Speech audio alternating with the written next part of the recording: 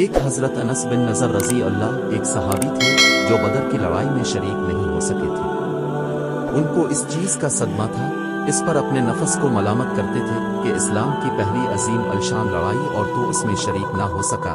اس کی تمنا تھی کہ کوئی دوسری لڑائی ہو تو حوصلے پورے کروں۔ اتفاق سے الفاہد کی لڑائی پیش آ گئی جس میں یہ بڑی بہادری اور دلیری سے شریک ہوئے۔ الفاہد کی لڑائی میں اول تو مسلمانوں کو فتح ہوئی، مگر آخر میں غلطی کی وجہ سے مسلمانوں کو شکست ہوئی۔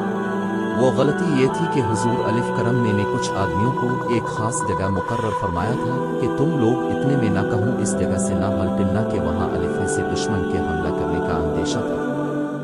جب مسلمانوں کو شروع میں فتح ہوئی تو کافروں کو بھاگتا ہوا دیکھ کر یہ لوگ بھی اپنی جگہ سے یہ سمجھ کر ہٹ گئے کہ اب جنگ ختم ہو چکی، اس لیے بھاگتے ہوئے کافروں کا پیچھا کیا جائے، غنیمت مال حاصل کیا جائے۔ اس جماعت کے سردار نے منع بھی کیا کہ حضور علی کی ممانعت تھی، تم یہاں سے نہ ہٹو، مگر ان لوگوں نے یہ سمجھ کر حضور صلی اللہ علیہ وسلم کا ارشاد صرف لڑائی کے وقت کے واسطے تھا، وہاں سے ہٹ کر میدان میں پہنچ گئے۔ بھاگتے ہوئے کافروں نے اس جگہ کو خالی دیکھ کر اس طرف سے آ کر حملہ کر دیا۔ مسلمان بے فکر تھے، اس اچانک بے خبری کے حملہ سے مغلوب ہو گئے اور دونوں طرف سے کافروں کے بیچ میں آ گئے، جس کی وجہ سے ادھر الفادیر پریشان بھاگ رہے تھے۔ تو قصہ حضرت انس بن نضر رضی اللہ کی شہادت کا۔ حضرت انس رضی اللہ نے دیکھا کہ سامنے سے ایک دوسرے صحابی حضرت سعد بن معاذ رضی اللہ آ رہے ہیں۔ ان سے کہا کہ اے سعد، کہاں جا رہے ہو؟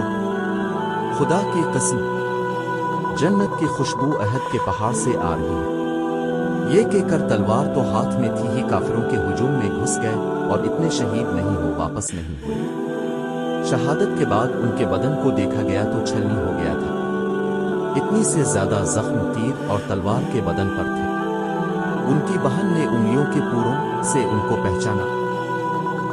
جو لوگ اخلاص اور سچی طلب کے ساتھ اللہ کے کام میں لگ جاتے ہیں ان کو حکایات صحابیری دین کی خاطر سختیوں کا برداشت کرنا، جو دنیا ہی میں جنت کا مزہ آنے لگتا ہے۔ یہ حضرت انس رضی اللہ زندگی ہی میں جنت کی خوشبو سون رہے تھے۔ اگر اخلاص آدمی میں ہو جاوے تو دنیا میں بھی جنت کا مزہ آنے لگتا ہے۔